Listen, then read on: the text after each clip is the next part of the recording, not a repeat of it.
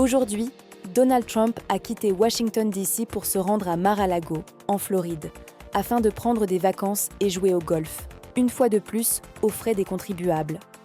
Pendant le vol à bord d'Air Force One, il a brandi un billet doré d'une valeur de 5 millions de dollars, qu'il a présenté comme une Trump Gold Card. Selon lui, cette carte exclusive serait destinée à être vendue à des oligarques ou à toute personne souhaitant acheter la citoyenneté américaine. Cet épisode s'est déroulé le jour même où les marchés financiers ont connu un effondrement massif, l'un des pires cracks de l'histoire des États-Unis. Dans un extrait audio, on entend Trump parler de cette carte en disant « Voici la carte d'or. Qui sera le premier à l'acheter ? Moi ? Le deuxième ? Je ne sais pas, mais je suis le premier acheteur. » Il a affirmé que ces cartes seraient disponibles dans moins de 2 semaines. Il y a quelques semaines, Trump avait déjà évoqué son intention de vendre ces cartes à des oligarques russes. Dans une autre séquence, on l'entend même dire « Je connais des oligarques russes qui sont des gens très bien ».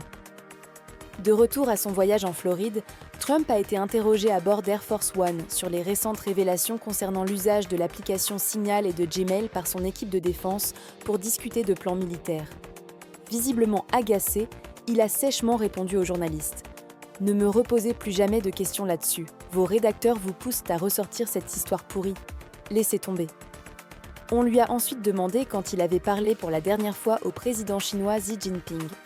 Sa réponse était vague. « Peu importe quand, je lui ai parlé.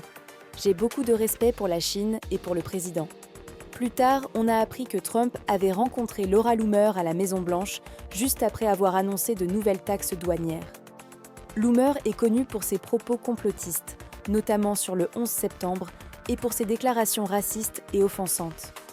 Malgré cela, Trump a déclaré qu'il la considérait comme une fidèle partisane et qu'il écoutait ses conseils, y compris sur les nominations à la Maison-Blanche. Donald Trump a récemment évoqué Laura Loomer et son rôle dans ses décisions politiques.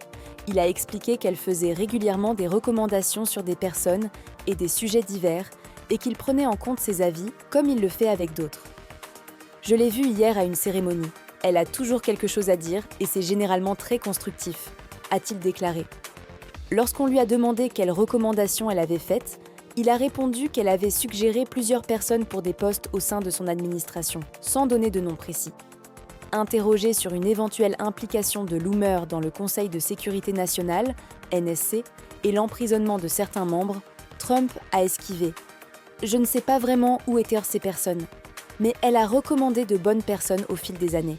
Elle est engagée dans le parti depuis longtemps et a fait du bon travail. » Il a ensuite été révélé que Trump avait licencié 3 membres du Conseil de sécurité nationale après une rencontre avec Laura Loomer.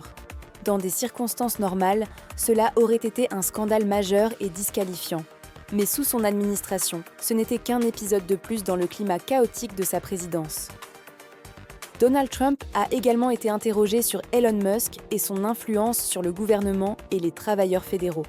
Il a affirmé qu'il souhaitait que Musk reste impliqué aussi longtemps que possible. « Je veux qu'Elon reste. Numéro 1, je l'aime bien. Numéro 2, il fait un excellent travail. Numéro 3, c'est un patriote.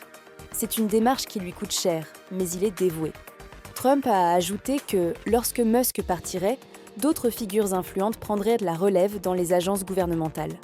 Enfin, lorsqu'on lui a demandé pourquoi des membres du Conseil de sécurité nationale avaient été licenciés, Trump est resté évasif et a esquivé la question, ajoutant une nouvelle zone d'ombre à cette affaire. Lorsqu'on a demandé à Donald Trump combien de membres du personnel du Conseil de sécurité nationale avaient été licenciés et pour quelles raisons, il a répondu de manière vague. « Il y a toujours des gens que nous devons licencier. Certains ne font pas bien leur travail, d'autres ne nous plaisent pas. Ou encore, ils peuvent être loyaux envers quelqu'un d'autre. C'est un processus normal. » Une fois de plus, Trump met en doute la loyauté de ses propres collaborateurs. Ironique, n'est-ce pas ? Lui qui, avec Mike Waltz et d'autres figures de son entourage, a souvent été au cœur de controverses, semble prêt à éliminer toute personne dont il suspecte la fidélité à une autre cause que la sienne. Dans un monde où la surveillance et les violations de données personnelles sont de plus en plus fréquentes, il devient crucial de protéger ces informations en ligne. Vos données sont précieuses et peuvent être utilisées à des fins malveillantes, comme l'usurpation d'identité ou le harcèlement. Heureusement, des solutions existent pour effacer vos traces numériques et renforcer votre confidentialité.